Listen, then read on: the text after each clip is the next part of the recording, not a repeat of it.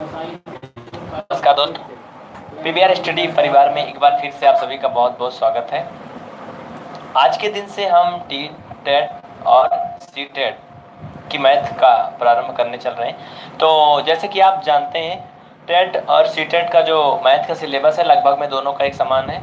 और जो ये यूपी यहाँ पर टेट लिखा हुआ है, ये आपका यूपी टेट का है, ठीक है। और सी टेट जो कि आपके सेंट्रल लेवल का होगा, तो ये सभी राज्यों के लिए मान्य होगा, ठीक है। तो यानी कि अगर आप बिहार से हैं, हरियाणा से हैं, केरल, कर्नाटका, पश्चिम बंगाल कहीं से भी हैं, तो ये सी टेट वाला आपके लिए हर जगह कामगार होगा, ठीक है।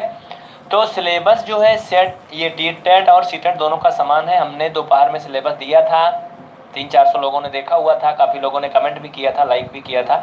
तो उसी सिलेबस के आधार पर हम बात करेंगे। सबसे पहला चैप्टर है, जैसा कि आप सभी जानते हैं, संख्या पद्धति। तो मित्रों, संख्या पद्धति यानी जिसे हम लोग इंग्लिश में नंबर सिस्टम बोलते हैं। नंबर सिस्टम जिस भी परीक्षा में गणित आती है उसमें नंबर सिस्टम जरूर आता है। कोई ऐसी परीक्षा नहीं होगी जिसमें अगर गणित आए तो नंबर सिस्टम ना आए, क्योंकि जो संख्या पद्धति है यानी कि वो गणित का बेस है। अगर गणित पढ़ना है तो पहले संख्या के बारे में मालूम होना चाहिए, अंक के बारे में मालूम होना चाहिए, तभी हम लोग गणित पढ़ सकते हैं। कहने का मतलब, गणित की शुरुआत जो होती है किससे होती है? संख्याओं से होती है। लेकिन संख्या किससे बनती है? अंकों से मिलकर के बनती है। तो सबसे पहले हम गणित को आज जीरो से लेकर के करेंगे कि गणित की शुरुआत कैसे होती है, कहाँ से, जो हमें मालूम है वहां से हम स्टार्ट करते हैं, ठीक है। तो आपको बता दूं, सबसे पहले इसमें मेन पॉइंट दो क्या होता है? अंक। गणित जो होती है टोटल किस पे डिपेंड होती है? अंक पर। अंक मतलब आप कितनी भी बड़ी संख्या लिखेंगे, जैसे मान लीजिए हमने लिखा, यहाँ पर आप देख रहे हैं 1077, ठीक है। तो 1077 में क्या हमने यूज किया? अंक ही तो यूज किया है। कौन कौन सा अंक? 1077। अगर हमने लिखा 127921, इसमें हमने क्या किया? अंकित यूज किया है। कौन कौन सा अंक है? 127921। यानी हमारे कहने का मतलब, गणित में कोई भी हम क्वेश्चन करेंगे या कोई भी पार्ट पढ़ेंगे, कुछ भी पढ़ेंगे, उसमें हम क्या यूज करेंगे? जीरो से लेकर के और 9 तक की संख्याओं का यूज करेंगे। 0 1 2 3 4 5 6 7 8 9, बस इसके अलावा और कुछ भी नहीं होता है।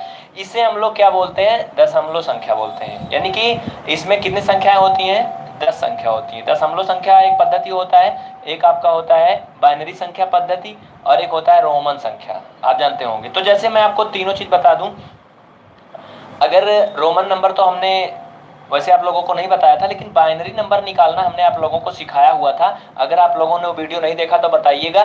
जैसे मान लेते हैं 19 का बाइनरी नंबर में लिखें, तो इसको हल करते हैं ऐसे, तो 1110 ऐसे कुछ करके आता है समथिंग। उसका बेस क्या होता है? 2 होता है।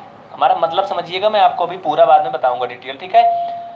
तो कोई भी नंबर अगर हम सिंपल दशमलव पद्धति में लिखते हैं, यानी कि, तो उसको कैसे लिख देते हैं? जैसे 7 हो गया तो क्या हो गई? ये दशमलव संख्या पद्धति में हो गया आपका। अगर हमने लिखा ऐसे 111, इसका बेस 2 लिख दिया, इसका मतलब संख्या में लिखा हुआ है, ठीक है। अगर हमें लिखना है, मान लीजिए 4 को हमने ऐसे लिखा 1 I और V, इसका मतलब ये कौन से पद्धति में हुआ? रोमन संख्या में। तो आप लोग बुक में देखते होंगे, अगर ऑप्शन वगैरह दिए होते हैं तो कहीं कहीं जो आप होता है, आपका पहला ऑप्शन ऐसे होता है, दूसरा ऑप्शन ऐसे होता है, तीसरा ऑप्शन आपका ऐसे होता है, चौथा ऑप्शन ऐसे होता है। यानी कि रोमन नंबर जो है, ये काउंटिंग किस में किया जाता है? रोमन नंबर में। अगर क्वेश्चन में काउंटिंग होता है ऐसे, क्वेश्चन नंबर 1, तो जो उसका ऑप्शन होगा वो रोमन नंबर में काउंट होगा, या फिर ABCD में काउंट होता है। कहने का मतलब, अगर यहाँ क्वेश्चन नंबर 1 है तो यहाँ पर ऑप्शन में भी सेम टू सेम वैसे 1 और 2 ऐसे ऑप्शन में आपको कहीं नहीं मिलता है। तो इसका मतलब समझिएगा। और उसके बाद हम देखते हैं, हम बात कर रहे थे संख्या की, यानी कि अंक की। आज पहला दिन है तो कुछ ज़्यादा डिटेल से हम आज के दिन डिस्कस करेंगे। इसके बाद फिर क्वेश्चन ही क्वेश्चन होगा आगे। आज थोड़ा सा इंट्रोडक्शन देख लेते हैं मैथ के बारे में, फिर आगे क्वेश्चन पे आते हैं। तो हम बात कर रहे थे अंक। अंक को इंग्लिश में क्या बोलते हैं? डिजिट बोलते हैं। जैसे बहुत से लोग होते हैं हिंदी में नहीं समझते भाई, तो अंक को डिजिट बोलते हैं। और आपका होता है संख्या। संख्या आप सभी जानते हैं, संख्या को इंग्लिश में क्या बोलते हैं? नंबर बोलते हैं। नंबर प्रायः लोग यूज करते हैं, लेकिन संख्या कोई नहीं बोलता है, ठीक है। जैसे कहते हैं आपका मोबाइल नंबर कितना है, तो कोई नहीं बोलता आपकी मोबाइल की संख्या कितनी। तो हमारा मतलब ये है, अंक क्या होता है, संख्या क्या होती है, आप समझ चुके होंगे। जैसे हमने लिखा 9, तो 9 क्या है? एक अंक है। ये क्या है? एक अंक है। लेकिन अगर हमने 9 के आगे 1 लिख दिया तो ये क्या बन गया? एक संख्या बन गया, ठीक है। अब इसके आगे पीछे कुछ भी लिख दें तो ये क्या होगा, संख्या ही रहेगा। लेकिन अगर ये जो हमने एक सिंगल लिखा हुआ है यानी 9, ये क्या है, संख्या नहीं है, ये एक अंक है। यानी कहने का मतलब अब आप यहाँ परिभाषा समझ चुके होंगे कि 2 या 2 से अधिक अंकों से मिल करके संख्याएं बनती हैं, ठीक है, और संख्याओं से मिल करके पूरी गणित बनती है। भी 2 प्रकार की होती है, एक आपकी होती है जो ये बेसिक गणित आप लोग पढ़ते हैं जिसे अंक गणित बोलते हैं, एक होता है एडवांस मैथ जिसे हम लोग अलजेब्रा बोलते हैं। तो दोस्तों अलजेब्रा क्या होता है, एडवांस मैथ सुन के लोग डरते हैं, कुछ लोग परेशान होते हैं। एडवांस मैथ्स में कुछ भी नहीं होता है, उसमें ए से लेकर के जेड तक के जो लेटर होते हैं उनका खेल होता है पूरा। यानी जैसे कि हम प्रायः गणित में जोड़ते हैं, 3 में 3 जोड़ते हैं तो 6 होता है, सभी लोग जानते हैं। अगर इसी तरह से हम लोग देखें अलजेब्रा में, तो अलजेब्रा में क्या होता है, ए में ए जोड़ा जाता है। आप कुछ लोग कहेंगे ये भाई कौन सा नंबर तो है नहीं, ए में ए कैसे जुड़ेगा, तो इसका अलग तरीका होता है। ए में ए जोड़ते हैं तो कितना होता है, 2 ए होता है। और इसी तरह से अगर मैं आपको बताऊं यक्स में यक्स जोड़ेंगे तो क्या होगा, 2x होगा। ये आपका एडवांस मैथ यानी कि अलजेब्रा में पढ़ा जाता है। तो हम सबसे पहले बात करेंगे जो आपके सिलेबस में है, और आपके सिलेबस में 6वां चैप्टर अलजेब्रा भी है यानी बीजगणित भी है। तो पहले हम संख्या पद्धति अंक गणित वाला देखेंगे चैप्टर, और इसके बाद फिर बीजगणित का देखेंगे, ठीक है।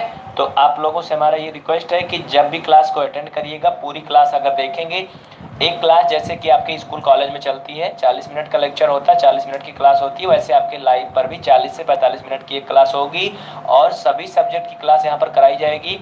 आप लोगों से हमारी एक विशेष रिक्वेस्ट ये रहेगी कि ज़्यादा से ज़्यादा मित्रों को जोड़ें, जिससे कि हमें जो इतना मेहनत कर रहे हैं उसका भी कुछ थोड़ा सा परिणाम निकल सके। और जो एडवर्टाइजमेंट आते हैं, आप वीडियो देखते होंगे, स्टार्ट करते होंगे, उन एड्स को, उन विज्ञापनों को कम से कम 30 सेकंड तक अवश्य देखें, ठीक है। ये हमारी आप लोगों से रिक्वेस्ट रहेगी। इसके अलावा आप लोगों का कोई चार्ज नहीं लगना, कोई फीस नहीं लगना, कोई पैसा नहीं देना है, केवल अपना नेट रिचार्ज करना है, बस आप कभी भी पढ़ सकते हैं, ठीक है। लेकिन विज्ञापन आता है उसको पूरा जरूर देखिएगा, या फिर नीचे वहाँ पर साइन इन, साइन अप या फिर इंस्टॉल का ऑप्शन होता है, उस पर एक बार क्लिक करके आप लोग बैक कर लें। इंस्टॉल मत करें, कुछ भी मत करें, कि एक बार क्लिक कर दें, बस इतना आप लोग करिएगा और फिर आप लोगों को हम पूरा कोर्स पढ़ाएंगे, ठीक है।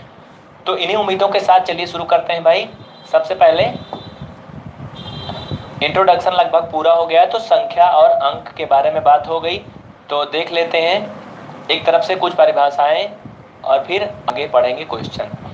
अंक, अगर अंक की परिभाषा बोलें तो इसकी कोई विशेष परिभाषा नहीं होगी भाई, ऐसे आप लोग समझ लीजिएगा 0 से लेकर के 9 तक क्या होते हैं, अंक होते हैं। यानी कि जिन्हें हम लोग क्या करें, काउंट करें, यानी कि काउंट कर सकते हैं, या फिर जिनको हम लोग गणित में कोई भी संक्रियाएं करने में प्रयोग करते हैं। अंकों की संख्या कुल कितना होती है, 10 होती है, इसीलिए इसे दशमलव संख्या पद्धति पे बोलते हैं। और दूसरा जो बाइनरी संख्या पद्धति होता है, जिसे हम लोग हिंदी में द्विआधारी संख्या पद्धति बोलते हैं दोस्तों, वो कंप्यूटर की लैंग्वेज होती है। उसमें केवल और केवल 0 और 1 होता है। 0 और 1 के अलावा पूरी भी द्विआधारी संख्या पद्धति में कोई भी अंक तीसरा नहीं आता है। कहने का मतलब केवल 2 अंक होता है, इसलिए इसे द्विआधारी संख्या पद्धति बोलते हैं, ठीक है।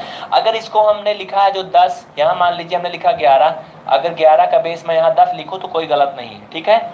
अगर मैंने लिखा है 0 और 1, या फिर मैंने लिखा है 1 1 1, इसका बेस 2 लिखूँ तो ये क्या है, द्विआधारी संख्या पद्धति में है, ये दशमलव संख्या पद्धति में है। इसको मैं केवल 11 लिखूँ तब भी वही हुआ, 11 का बेस 10 लगाऊँ तब भी वही हुआ, इसका सिंबल ये कि ये दशमलव संख्या पद्धति है, ठीक है। तो ये हो गया अंक। अब देखते हैं संख्या। संख्या क्या होता है, आप लोग इसको सबको सुनते जाएं, पॉइंट को लिखें या न लिखें, अगर लिखना चाहते हैं तो लिख लें भाई, यहाँ कोई मूवी शो नहीं होगा, तो आप लोग जब भी बैठे क्लास में तो कॉपी पेन लेकर के तब बैठा कर रहे हैं। और नोट्स अगर आप बनाना चाहते हैं तो यहाँ से नोट्स भी बना सकते हैं। वीडियो को रोक करके आप लोग जो भी चीज़ें उनको लिख लिया करें, या फिर स्क्रीनशॉट ले लिया करें, बाद में नोट कर सकते हैं। वीडियो को पीछे करके जो भी चीज़ें ना समझ में आए उनको फिर से देख सकते हैं, ठीक है। अगर कोई समस्या फिर भी होती है तो कमेंट करें, हम कोशिश करेंगे आपकी समस्या को दूर करने की, ठीक है। तो भाई ये हो गया अंक और संख्या के बारे में हमने बता दिया। देखिए आवाज़ थोड़ा सा प्रॉब्लम हो रही है तो सही कर देते हैं। देखिए अब क्लियर आ रही है आवाज़, सही आ रही, ओके, ठीक है। तो चलिए अब हम शुरू करते हैं प्राकृतिक संख्या। सबसे पहले देखिए बात यह है, इस समय ज़्यादा लोग इसलिए नहीं जुड़ पाए हैं क्योंकि हमने ये क्लास जो है दोपहर में एक बार तो 1 बजे निश्चित किया था चलाने का, फिर प्रॉब्लम हो गई, नहीं चली, दोबारा 9:30 बजे, और 9:30 बजे में भी 10 मिनट लेट हो गए। तो इस वजह से काफ़ी फ्रेंड्स जो हैं वो छूट गए हैं, लेकिन वो लोग बाद में देखेंगे। जब भी टाइम मिलेगा तब देखिएगा भाई, वीडियो रहेगा यूट्यूब पे हमेशा के लिए। अब आता है प्राकृतिक संख्या। प्राकृतिक संख्या जिसे हम लोग नेचुरल नंबर बोलते हैं, स्पेलिंग लिख लीजिएगा सही से, मतलब हमारा समझिएगा, ठीक है। नेचुरल नंबर्स यानी कि प्राकृतिक संख्याएं। अब प्राकृतिक संख्याएं आप लोग किन्हें कहेंगे? बस परिभाषा वही है, परिभाषा का कहीं पूछा नहीं जाता आपको, केवल आपको समझना है बस, ठीक है। उदाहरण समझना है, परिभाषा से कोई मतलब नहीं है। तो प्राकृतिक संख्या क्या होती है आपको एग्जाम्पल बता दूं, फिर मैं आपको परिभाषा भी बताऊंगा। तो भाई 1 से लेकर के और आपकी अनंत तक की जो संख्याएं होती हैं वो क्या होती हैं? प्राकृतिक संख्याएं या नेचुरल नंबर होती हैं। मतलब 1 से शुरू होनी चाहिए और अनंत तक उसकी लिमिट नहीं है कोई, कहाँ तक जाएगी, वो सभी क्या होती हैं? प्राकृतिक संख्याएं होती हैं। तो अब आप लोग इन उदाहरण के आधार पर अपनी परिभाषा को बना सकते हैं कि भाई गिनती की सभी संख्याएं प्राकृतिक संख्याएं कहलाती हैं, या फिर वह संख्याएं जिन्हें हम भौतिक रूप से महसूस कर सकें वह प्राकृतिक संख्याएं कहलाती हैं। अब महसूस करने का मतलब भाई यहाँ कोई फीलिंग तो होगी नहीं, वैसे महसूस करने का मतलब यही है कि अगर आपके पास कोई बोले मेरे पास एक पेन है, तो आप एक पेन को, कोई मान लीजिए आपसे फोन पे बोल रहा है या फिर कहीं दूर है, आपसे दिख नहीं रहा है, लेकिन उसने कहा कि मेरे पास भाई एक पेन है या मेरे पास 100 रुपए है, तो आप उसको फील कर सकते हैं कि 100 रुपए कितना होता है, आप समझ जाएंगे।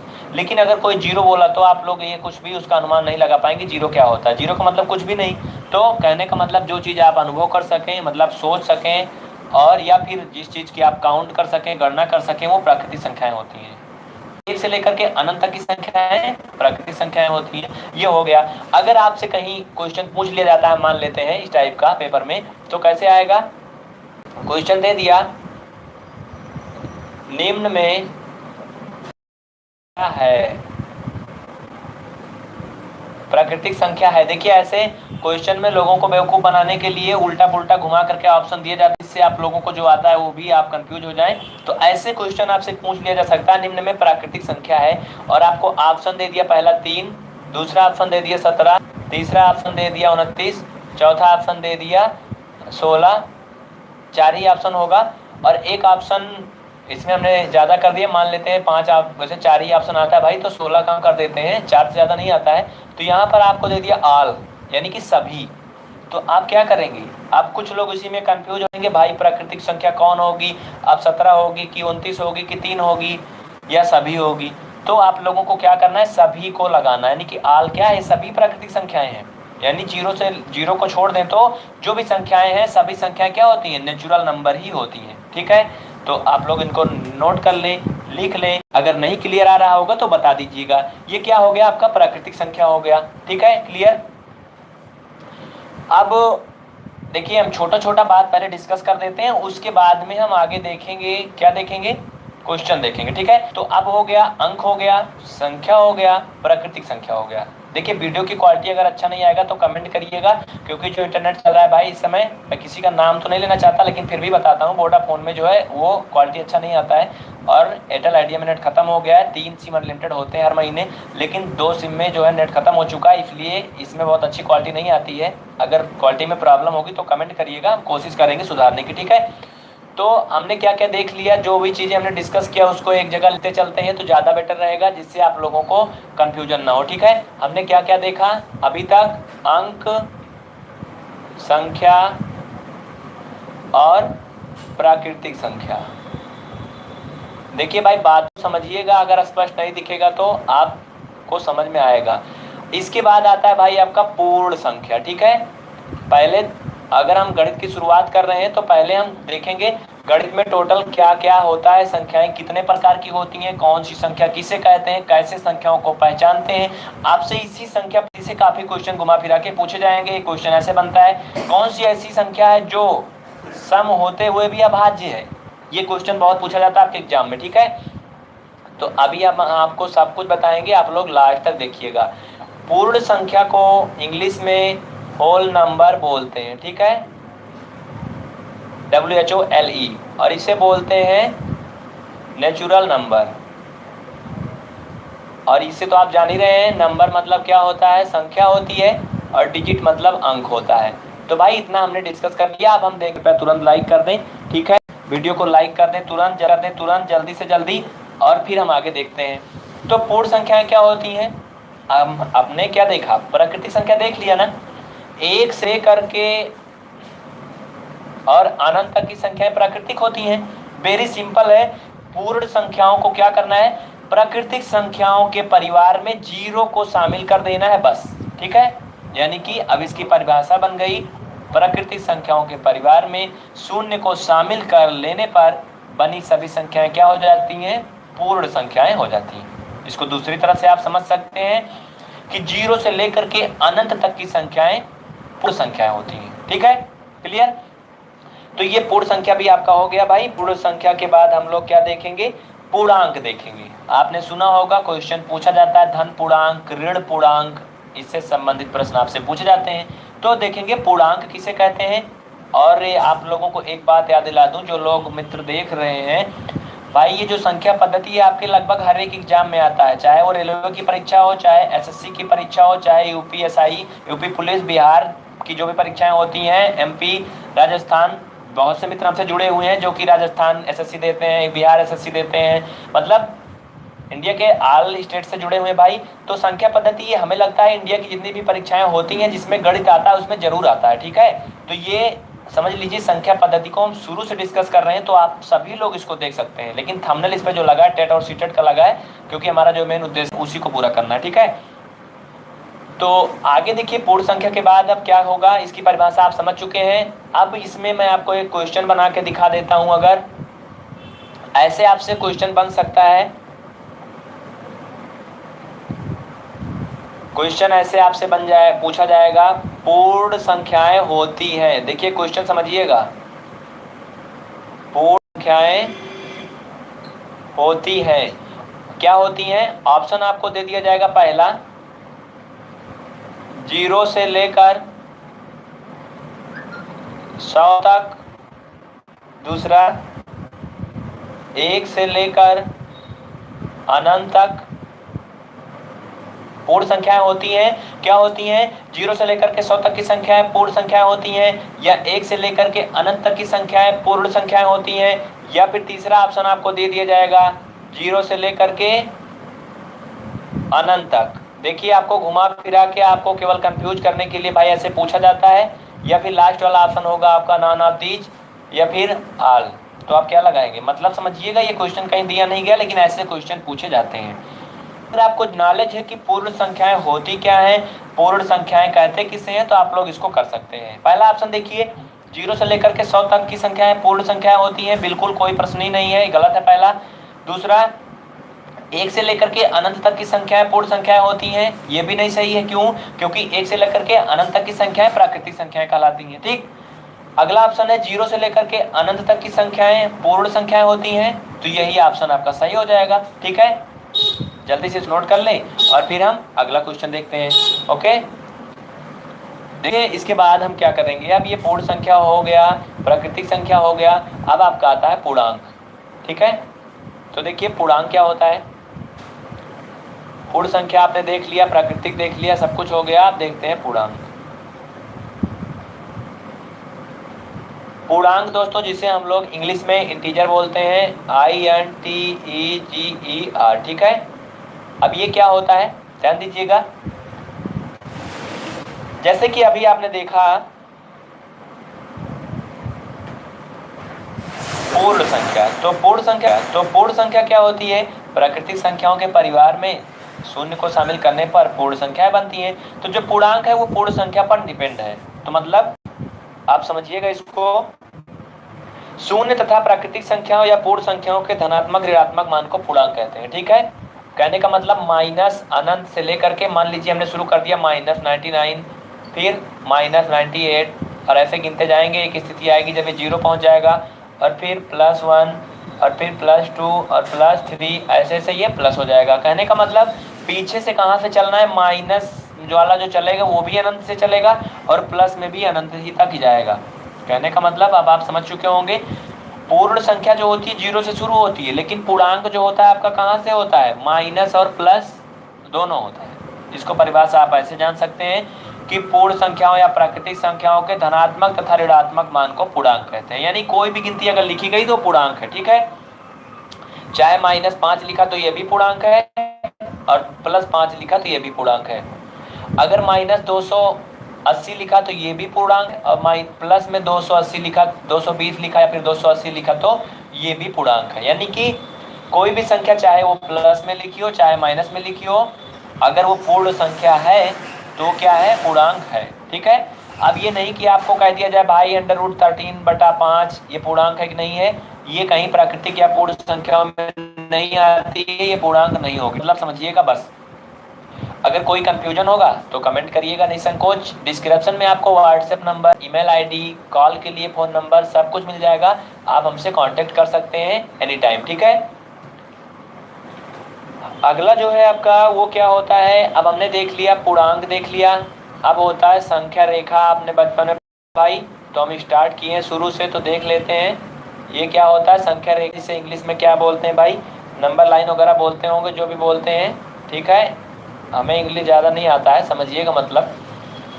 संख्या रेखा क्या होता है, अब जैसे आपने देख लिया पूर्ण संख्या, इसी तरह से आपका होता है संख्या रेखा भी, ठीक है। तो संख्या रेखा क्या होता है, कैसे समझते हैं, आपने देखा होगा बचपन में, ऐसे बनाते हैं एक रेखा, बीच में इसमें 0 रखते हैं, हम लोग मूल बिंदु बोलते हैं, आप लोगों ने पढ़ा होगा। तो संख्या रेखा पर दाहिनी तरफ गिनती क्या होती है, प्लस होती है,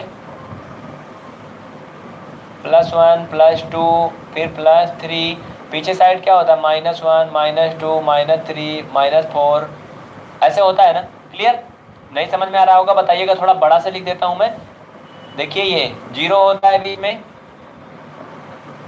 उसके बाद इधर -1 -2 -3, इधर +1 +2 और फिर +3, ऐसे अनंत तक।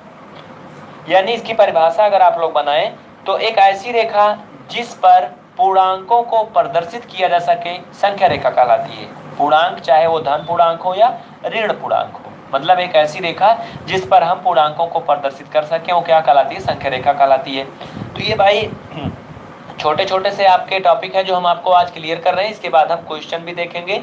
याद रखिएगा यही सब नहीं चलेगा पूरा कहानी, आगे भी बढ़ेंगे, तो आप लोग सभी क्लासेज को अटेंड करिएगा। आज तो पहला दिन है। देखिए दिख रहा है नहीं दिख रहा है, संख्या के नीचे दिख रहा है ना, ठीक है। आप लोगों के क्वेश्चन जो लोगों ने कमेंट किया हुआ था भाई वो सभी आपको मिलेंगे, और जो भी मित्र हमारे व्हाट्सएप में क्वेश्चन सेंड किए वो थोड़ा सा वेट करेंगे तो वो भी आपको मिलेगा। और अभी तक इसमें तो कोई क्वेश्चन किसी ने कमेंट नहीं किया हुआ है, ठीक है। अब देखिए पूर्णांक हो गया, पूर्णांकों के बाद क्या होता है आपका धनात्मक पूर्णांक और धनात्मक पूर्णांक होता है, ऋणात्मक पूर्णांक क्या होता है, तो इसके बारे में आप सभी जानते हैं। संख्या रेखा पर अभी मैंने आपको बना के बताया हुआ था, ये संख्या रेखा है -1 -2 -3 +1 +2 +3, ये संख्या रेखा है, ठीक। अब बात आती है धन पूर्णांक की, तो यहाँ आप क्या लिखेंगे, धन पूर्णांक, इधर क्या लिखेंगे,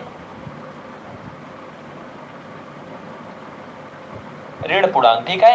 यानी जो 0 है, 0 से दाहिनी तरफ की सभी संख्याएं धन पूर्णांक होती हैं और 0 से बाईं तरफ की सभी संख्या क्या होती हैं, ऋण पूर्णांक। इसकी परिभाषा अगर आप लोग समझे लिखना चाहें तो डिफिनेशन क्या होगी, संख्या रेखा पर शून्य के दाहिनी तरफ की सभी संख्याएं धन पूर्णांक कहलाती हैं और संख्या रेखा पर शून्य के बाईं तरफ की सभी संख्याएं ऋण पूर्णांक कहलाती हैं, ठीक है। क्लियर, क्वालिटी में कमी होगी तो जरूर बता दीजिएगा, क्योंकि मुझे कुछ शंका लग रही है कि क्वालिटी बेटर नहीं आ रही होगी, ठीक है। ओके, तो इतना आप लोग समझ चुके होंगे, ठीक है। अगर वीडियो की क्वालिटी में जरा से भी प्रॉब्लम होगी तो तुरंत बताइएगा, देखिए हम भी चेक कर ले रहे हैं भाई, ठीक है। वैसे लेकिन लगभग में अच्छा आ रहा है। चलिए ये हो गया धन पूर्णांक ऋण पूर्णांक हो गया। अब बहुत ही इंपॉर्टेंट टॉपिक आता है आपका सम संख्याएं। इस पर भी आपसे क्वेश्चन पूछे जाएंगे, विषम संख्याएं, भाज्य संख्याएं, अभाज्य संख्याएं, इन सभी में लोग कंफ्यूज हो जाते हैं काफी ज्यादा, तो इसको हम आज अच्छे से क्लियर करेंगे। जितना हमने डिस्कस कर लिया इसको यहाँ साइड में लिखे हुए हैं, इसको मिटा देते हैं, फिर नए सिरे से चलते हैं। इसको आप लोग वीडियो को पीछे करके देख लीजिएगा और समझ लीजिएगा, परिभाषा वगैरह लिख लीजिएगा। अगर आप नोट कर रहे हैं तो वीडियो को रोक रोक करके और लिख लीजिएगा, ठीक है। उसके बाद भाई अभी तक तो किसी का कोई कमेंट नहीं आया हुआ है। चलिए अब देखेंगे सम संख्याएं। आप लोग जल्दी से हेडिंग डाल लें जो लोग लिख रहे हैं, सम संख्या। ठीक है, सम संख्या को हम लोग दोस्तों इंग्लिश में क्या बोलते हैं, इंग्लिश हिंदी दोनों आना चाहिए। कुछ लोग क्या होता है हिंदी नहीं समझ पाते हैं, तो सम संख्या को इंग्लिश में बोलते हैं इवन नंबर। ठीक है, इवन नंबर।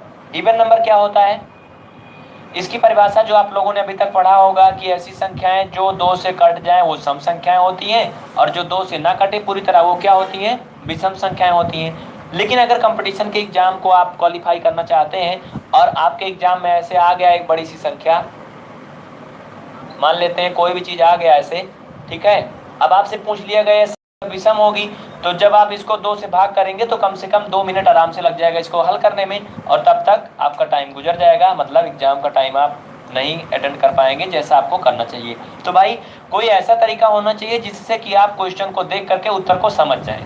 ठीक है, तो ये था बेसिक जो अभी तक आपने के एग्जाम में आपको 20 से 30 सेकंड का टाइम अधिकतम होता है एक क्वेश्चन के पीछे, उससे ज्यादा नहीं होता है। तो हम आपको एक नया तरीका बता रहे हैं, जो वो क्या है, ऐसी संख्याएं, मैं चाहे लिख देता हूं, आप लोग नोट कर लीजिएगा, इसको लिख लीजिएगा। ऐसी संख्याएं जिनका अंतिम अंक,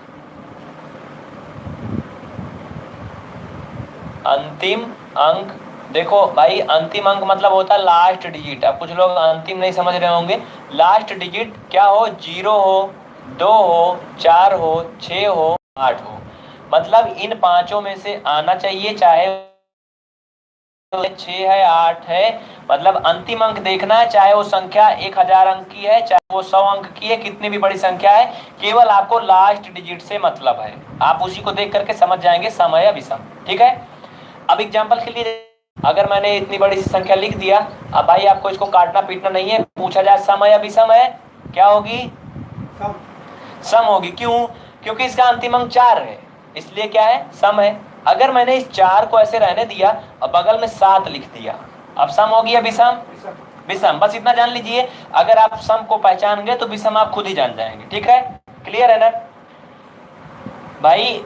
अब विषम की परिभाषा क्या हो जाएगी, इसी पर मैं लिख देता हूं। अगर आप अंतर समझ जाएंगे तो जरूर आ जाएगा। अगर आप कोई चीज रटते हैं तो नहीं याद होता, लेकिन अगर उस चीज से की कंपेयर आप किसी चीज से कर देते हैं तो याद हो जाता है। जैसे आपको किसी मित्र के घर जाना है, आप एक बार गए हुए हैं, अब आप अगर याद करेंगे भाई कौन कौन सा रास्ता गए थे, किधर किधर से मुड़े थे, तो आप भूल जाएंगे। लेकिन अगर आप ये अनुमान लगा लें कि भाई फलाने मोड़ पर नीम का पेड़ था, उसके सामने एक व्हाइट कलर का मकान बना हुआ था, उसके बगल में एक भैंस बांधी हुई थी, ऐसे ऐसे अनुमान लगाएंगे, अगर आप दोबारा जाएंगे तो आप जरूर पा जाएंगे। क्यों, क्योंकि आपने उस रास्ते की कंपेयर कर दिया उन चीजों से, तो आप उसको आप आसानी से समझ सकते हैं। ठीक है, तो कहने का मतलब सम संख्या आपको मालूम हो गया, विषम संख्या से आप इसकी कंपेयर कर दीजिए। वह संख्याएं जिनका अंतिम अंक 1 हो, 3 हो, 5 हो, 7 हो या 9 हो। देखिए 5 अंक इसमें भी है और 5 ही अंक इसमें भी है, क्योंकि जो सम और विषम का ये मेथड होता है लगभग बराबर होता है। कहने का मतलब अगर 10 संख्या आपने लिखा है तो 10 में से 5 संख्या सम होगी और 5 विषम होगी। अगर 100 संख्या है तो यानी 1 से लेकर के 100 तक, तो उसमें 50 संख्याएं सम होंगी, 50 विषम होंगी। ठीक है, अगर आपसे क्वेश्चन पूछ लिया जाए कि 1 से लेकर के 100 के बीच कितनी संख्याएं सम होंगी, 2 से भाग कर दीजिए, बस 50 संख्याएं सम होंगी, 50 विषम होंगी, सिंपल सी बात है। तो ये आप समझ गए होंगे सम और विषम। उम्मीद करते हैं एक ही वीडियो में दोनों समझ गए होंगे। ठीक है, चलिए और भी कुछ एग्जांपल देख लेते हैं। आपसे मान लेते हैं कंपटीशन के एग्जाम में ऐसे ही पूछ लिया जाएगा, वैसे तो बहुत ही आसान क्वेश्चन है, लेकिन हो सकता है पूछ ही लिया जाए भाई। ठीक है, ऐसे क्वेश्चन आपको आ जाएगा, कौन सी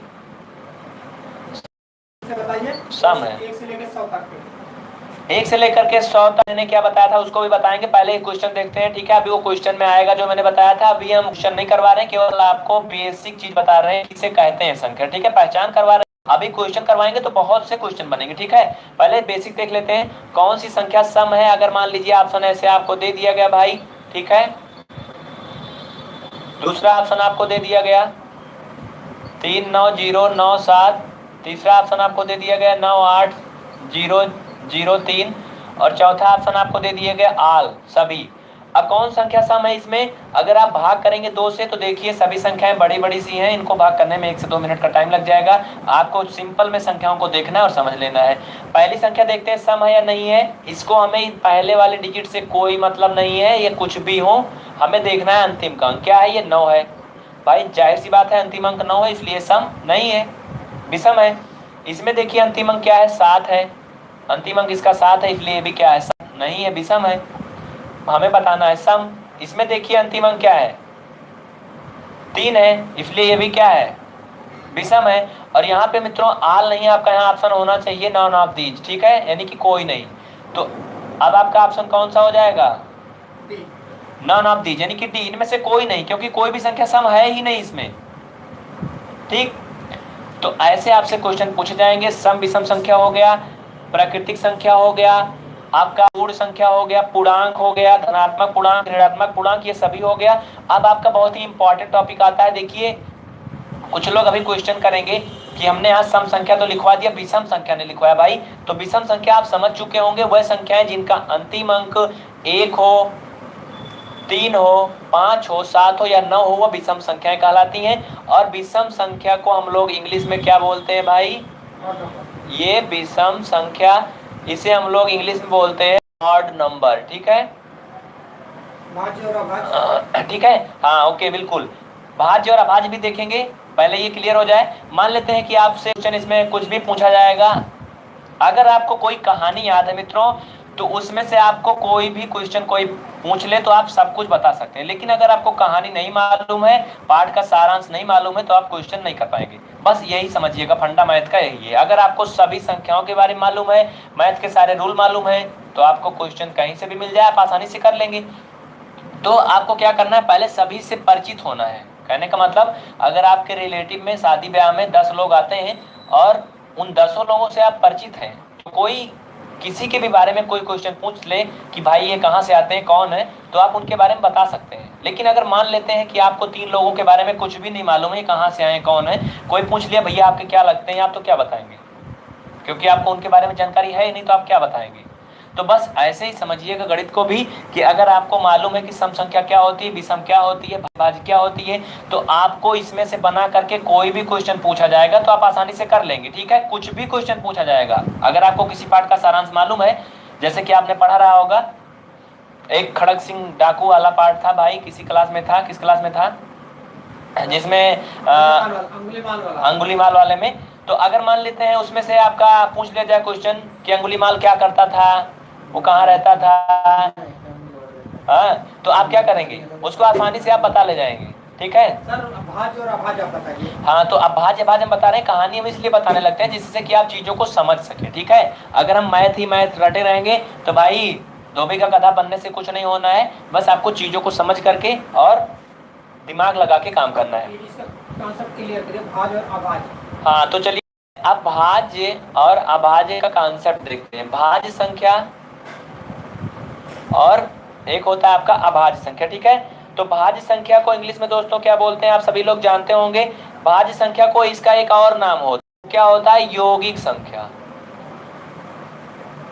ठीक है, चाहे भाज्य संख्या बोलें या यौगिक संख्या बोलें, तो इसको दोस्तों इंग्लिश में बोलते हैं कंपाउंड नंबर। देखिए अब इसका कॉन्सेप्ट देखते हैं। भाज्य संख्या का कॉन्सेप्ट क्या है, जैसे कि आप सभी जानते हैं, अगर मान लेते हैं हमने ले लिया 4 और इसको कोई बोले कि ये 4 कितनी संख्याओं से कटेगी, किससे कटेगी, तो आप लोग इसको आसानी से बता सकते हैं कि 4 जो है किससे कटेगी। याद रखना है कि आपको 0 से कोई मतलब नहीं है, संख्याएं जो लेना है प्राकृतिक संख्याओं से काटना है। ठीक है, तो 1 से अगर आप काटेंगे 4 को तो 1 से भी कट जाएगी। देखिए अगर कॉन्सेप्ट समझना है जिसको समझिएगा, कोई परिभाषा अगर बताना है तो हम सीधे बता दें। पहले परिभाषा सुन लीजिए, कुछ लोग बहुत उतावले रहते हैं कि ये पता नहीं क्या क्या बताया जा रहा है, मतलब की चीज नहीं बता रहा। तो भाई मतलब की चीज ये है कि वह संख्याएं जो 2 से अधिक संख्याओं से कटे, कहने का मतलब 1 से कटे, खुद से कटे, खुद मतलब स्वयं हिमसेल्फ। ठीक है, मतलब 1 से तो कटे, 1 से सभी संख्याएं कटती हैं, कोई भी ऐसी संख्या नहीं जो 1 से ना कटे। अगर आप 1 से भाग करते हैं कोई भी संख्या को तो पूरी तरह से कटती है। ठीक है, उसके अलावा स्वयं से कटे, स्वयं से मतलब खुद से, स्वयं से भी हर संख्या कटती है, कोई भी ऐसी संख्या नहीं जो खुद से ना कटे। कहने का मतलब हमने लिया 29, 29 जो है किसी संख्या से नहीं कटेगी, लेकिन किससे कटेगी, वो खुद से जरूर कटेगी। अगर 29 को 29 से भाग करेंगे तो 29 सिक्कम 29 आएगा, यानी कि 29 से 29 कटेगी। 13 को काटेंगे 13 से तो कटेगी, यानी कि कोई भी संख्या हो अगर उसको काटेंगे हम 1 से या खुद से तो वो कटेगी। लेकिन 1 से भी कटे, खुद से भी कटे, उसके अलावा किसी और भी एक संख्या से कटे, बस चाहे कोई भी संख्या हो, तो वो क्या होती है, भाज्य होती है। और अगर कोई संख्या ऐसी है जो 1 से कट रही है, खुद से कट रही है, लेकिन और किसी भी संख्या से नहीं कट रही है, तो क्या होगी, अभाज्य होगी। ठीक है, क्लियर हो गया होगा। चलिए मैं यहाँ पर आपको लिख के अच्छे से बता देते हैं। तो भाई देखिए, मान लेते हैं हमने ले लिया एक एग्जाम्पल, पहले संख्याएं लिखे कौन कौन। भाज्य संख्या बहुत सी होती हैं। अब मैं यहाँ पर लिख रहा हूँ, देखिएगा यहाँ पर, मतलब पहले अभी बेसिक बता रहे हैं तो क्वेश्चन नहीं करेंगे कोई भी, लेकिन बेसिक क्वेश्चन देखेंगे भाई। तो देखिए जैसे मान लेते हैं हमने लिखा 12, ठीक। अब इसको हमें जांच करना है 12 क्या है, भाज्य है या अभाज्य है। कैसे जानेंगे, सबसे पहले हम इसको भाग करेंगे किससे, 1 से भाग करेंगे। तो हम सभी जानते हैं 1 से भाग करेंगे, 1 1 कम 1, यानी कि 2, 1 दूना 2, यानी कि 12 जो है 1 से पूरी तरह से कट गया। दोस्तों कटने का मतलब ये कि शेषफल कुछ भी नहीं आना चाहिए। कटने को तो हर संख्या से कट जाएगी, लेकिन शेषफल बचेगा, शेष नहीं बचना चाहिए, तभी हम उसको जानेंगे कि कट रही, मतलब पूरी तरह से कटना चाहिए, पूर्णतः कटना चाहिए। तो 1 से पूर्णतः कट गई, शेषफल कितना है आपका, 0 आया। अब दूसरा स्टेप में क्या करेंगे, आप उस संख्या को खुद उसी संख्या से भाग करिए, मतलब 12 को खुद आप 12 से भाग करिए। तो सभी जानते हैं 12 एकम 12 होता है, यानी कि 12 1 12। इसको आप सब्ट्रैक्ट करेंगे, घटाएंगे, 0 आएगा। कहने का मतलब जो 12 है वो 1 से भी कट गई और 12 से भी कट गई, ये तो सब में करना है। फिर अगर ये भाज्य है तो ये और किसी भी संख्या से कटेगी, अगर अभाज्य होगी तो किसी से नहीं कटेगी। तो अब भाई 12 को आप सभी जानते हैं ये और भी संख्या से कटेगी, किसी से कटेगी, 2 से भी कटेगी, 2 छंग 12, शेषफल 0 आया। और 12 जो है आपके 3 से भी कटेगी, 3 चौक 12, शेषफल 0 आया। और ये 4 से भी कटेगी, 4 तिहाई, आपका क्या हो जाएगा, ये 12, मतलब शेषफल 0 आया। कहने का मतलब जो हमने संख्या लिया था 12, किससे किससे कटी, 1 से भी कटी, 2 से कटी, 3 से भी कटी, हाँ 4 से भी कटी और 6 से भी कटी, 12 से भी कटी, यानी ये संख्या कुल मिलाकर के 6 संख्याओं से कट रही है।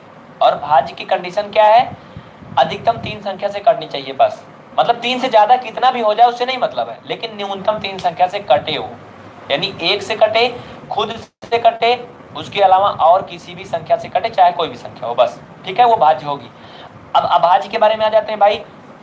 तो देखिए जैसे 12 लिया था हमने, तो 12 का ही एक बड़ा भाई ले लेते हैं, इसके बाद जो आता है नहीं 13।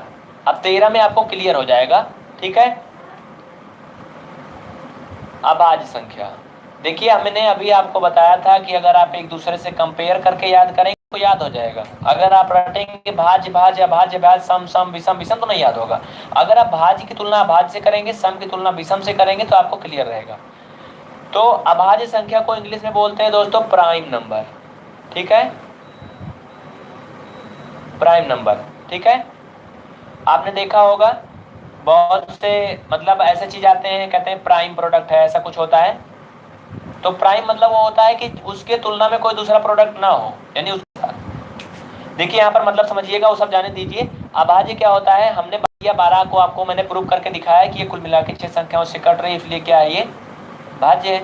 अभाज्य क्या होगी, 13 को अगर हम 13 से भाग करेंगे, पहले 1 से करेंगे तो 1 1 कम 1, ये कट रहा है, 0 आ रहा है, 3, मतलब भाई 13 जो है किससे कट रहा है, यहाँ पर लिख लेते हैं जिससे कट रहा है, 1 से कट गया 13।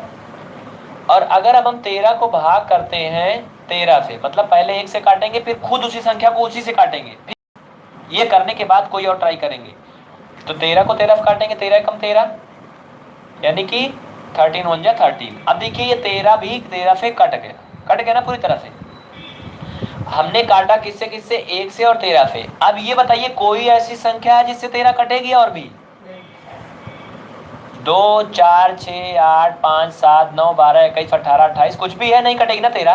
कहने का मतलब जो 13 है आपका, ये 13, ये 1 और 13 के सिवा नहीं कटेगी, मतलब 2 संख्या से कटेगी बस, खुद से कटेगी 1 और 1 से कटेगी, 1 से बस। ये क्या है, अभाज्य संख्या है। अब उम्मीद करते हैं भाई आप समझ चुके होंगे अगर अभी तक नहीं समझ में आया तो बताइएगा। सर एक क्वेश्चन। जी बिल्कुल। सबसे छोटी भाज्य और सबसे सबसे सबसे छोटी भाज्य और अभाज्य। हाँ तो देखिए, सबसे छोटी भाज्य और अभाज्य संख्या के बारे में बात करते हैं। अभी सबसे पहले तो हम क्वेश्चन अभी नहीं कर रहे हैं फिलहाल, लेकिन देख लेते हैं क्वेश्चन। एक विशेष ही आपसे ऐसे क्वेश्चन पूछ लिया जाता है, बहुत ही इंपॉर्टेंट, कि सबसे छोटी, या फिर ऐसे पूछ लिया जाए, वह कौन सी ऐसी संख्या है जो सम भी है लेकिन अभाज्य भी है। मतलब वैसे प्रायः सभी सम संख्याएं क्या होती, भाज्य होती है। सभी सम संख्याएं भाज्य होती है, केवल एक संख्या को छोड़ करके बस। अगर कोई संख्या सम है तो भाज्य होगी, लेकिन एक ऐसी संख्या है जो सम भी है और भाज्य भी नहीं है, अभाज्य है। कहने का मतलब जैसे आपने देखा होगा कभी कभी धूप भी निकली रहती है और बारिश भी होने लगती है, ठीक, बिल्कुल वैसे। तो वो आपकी कौन सी संख्या है, 2 है, ठीक है। ये अभाज्य है। अभाज्य क्यों है, क्योंकि जो 2 है ये 1 से कटती है, 1 दूना 2, और जो ये 2 है भाई आपका 2 एक कम 2, 2 से कटती है। इसके अलावा ना ये किसी और भी संख्या से कटती है, नहीं कटती है। यानी जो अभाज्य की परिभाषा होती है, अभाज्य की कंडीशन होती है, पूरी पूरी ये क्या करती है, उसको फॉलो करती है। इसका मतलब क्या है, अभाज्य। लेकिन सम है, क्यों, क्योंकि सम की परिभाषा होती है जिसका अंतिम अंक 0 हो, 2 4 6 8 हो, सम होती है। तो इसमें अंतिम अंक की बात करें तो ये अकेले है ही, चाहे अंतिम मानिए चाहे फर्स्ट मानिए, यानी ये क्या है, सम भी है, ठीक। तो ये बात कर रहे थे सबसे छोटी कौन सी संख्या, भाज्य और अभाज्य। हाँ तो भाई सबसे छोटी भाज्य संख्या अगर देखें तो 4 हो जाएगी।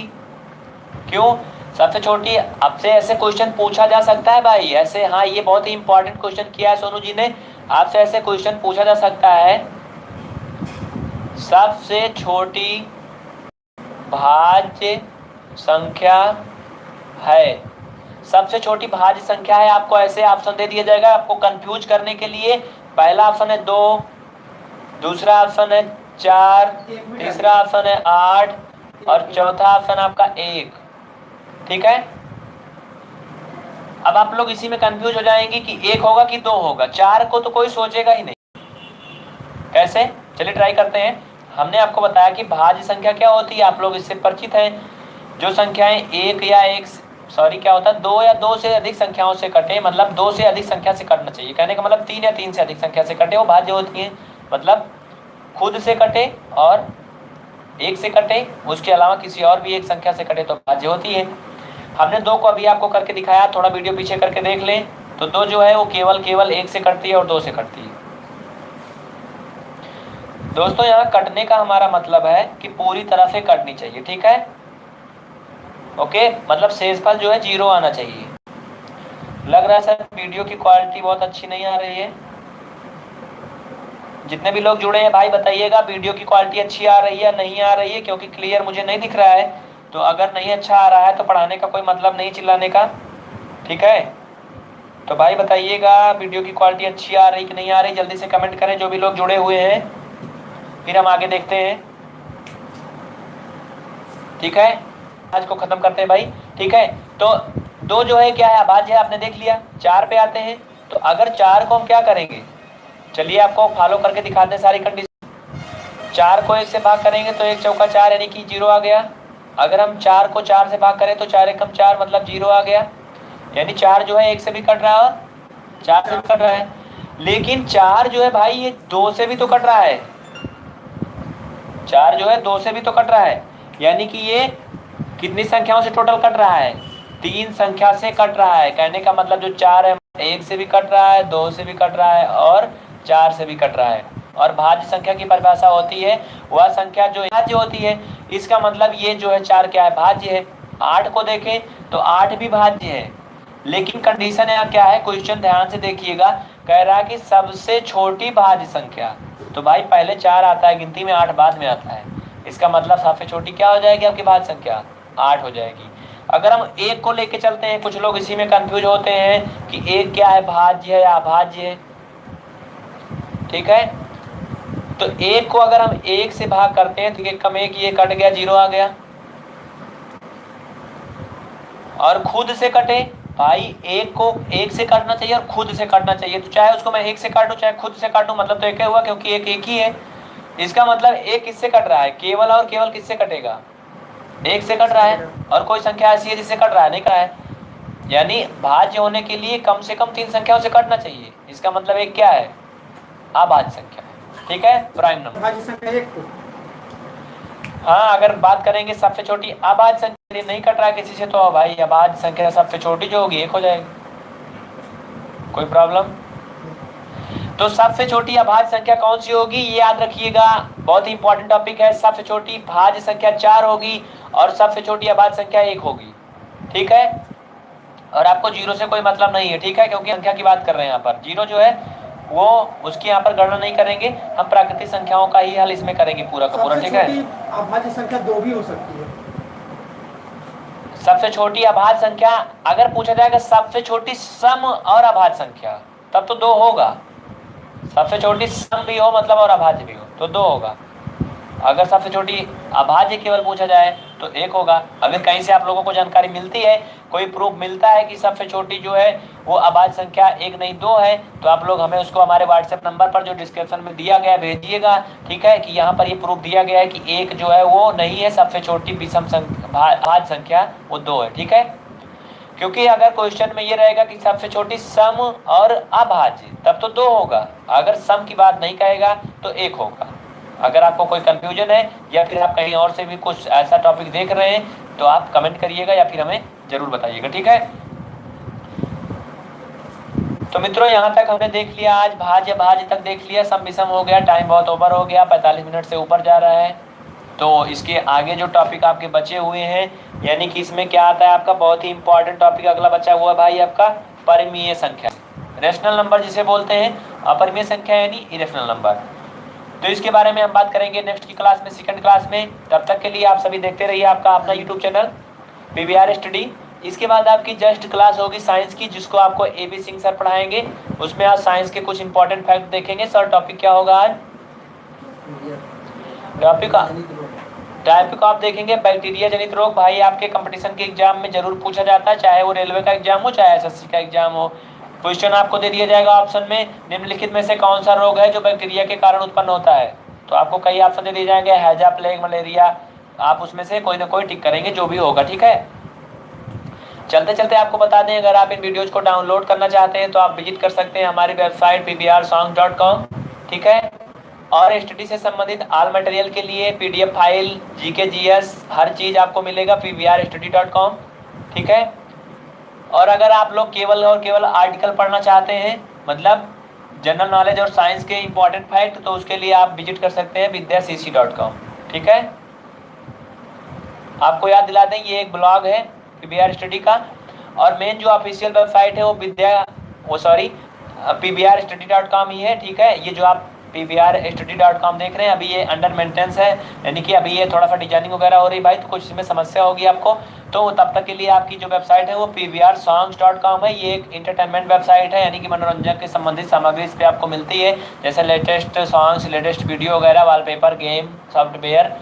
तो लेकिन आप अगर स्टडी कैटेगरी के अंतर्गत जाएंगे, वीडियो में आपको मिलेगा एजुकेशनल फोल्डर, उसमें आप जाएंगे तो आपको ये सभी जो लाइव वीडियो आप देखते हैं वहाँ से आप अपने मेमोरी में, फ़ोन में, कंप्यूटर में, लैपटॉप में, कहीं भी आप वीडियोज़ को डाउनलोड करके स्टोर कर सकते हैं और ऑफलाइन देख सकते हैं। जैसा कि आप लोग अगर यूट्यूब में डाउनलोड करते हैं, अपने फ़ोन का डेटा क्लियर करते हैं, तो आपका जो है सारा ये डाउनलोड वीडियो डिलीट हो जाता है, या फिर अगर आप 29 दिन तक रिचार्ज नहीं करते हैं इंटरनेट, तो 29 दिन बाद यूट्यूब सारा वीडियो आपका डाउनलोड किया वो डिलीट कर देता है।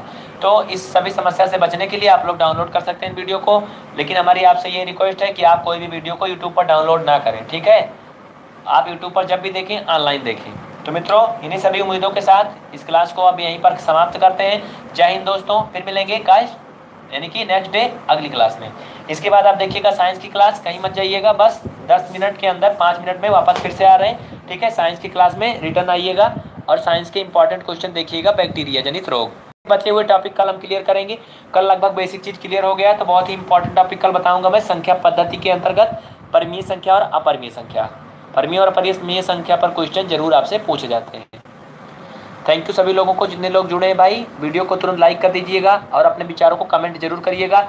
मित्रों, आप लोगों को बताना चाहेंगे चलते चलते कि हम सुबह से क्लासेज को स्टार्ट करते हैं। कुछ क्लासेज ऑनलाइन होती हैं, कुछ ऑफलाइन होती हैं। ठीक है, तो ऑनलाइन क्लासेस तो आपको दिखती नहीं है, ऑफलाइन आपको दिखती होंगी। अगर आप लोग देखें तो 9 बजे से लगभग स्टार्ट हो जाती हैं और लगभग रात्रि के 2 बजे तक आपकी लाइव क्लास होती है। और आने वाले दिनों में हमारा टारगेट है कि 24 घंटे में आपको 18 से 20 घंटे तक की लाइव क्लास दिया जाए, और वो भी एक साथ में कई परीक्षाओं की लाइव क्लास आपको मिलेगी। मतलब एक वीडियो में आप देखेंगे लाइव पर एसएससी का कोर्स चल रहा है, दूसरे वीडियो में लाइव पर आपका यूपी टेट का चल रहा है, तीसरे वीडियो में आप देखेंगे तो आपको लाइव पर रेलवे का कोर्स चल रहा है, और तीनों आपको लाइव मिलेगा। यानी कि एक ही साथ में 3 से 4 लाइव क्लासेज आपकी चलेंगी। बस आप लोगों का सपोर्ट इसी तरह से बना रहा तो जो ये 6000 की संख्या है इसे 6 लाख में पहुंचाइए जल्दी से, और फिर उसके बाद हम आपको बेहतर से बेहतर क्वालिटी देंगे, बेहतर से बेहतर सुविधा देंगे। बस आप लोग थोड़ा सा सपोर्ट करिए। कोई भी आपको पैसा नहीं देना है, कोई भी आपको चार्ज नहीं देना है, कोई भी फीस नहीं देना है।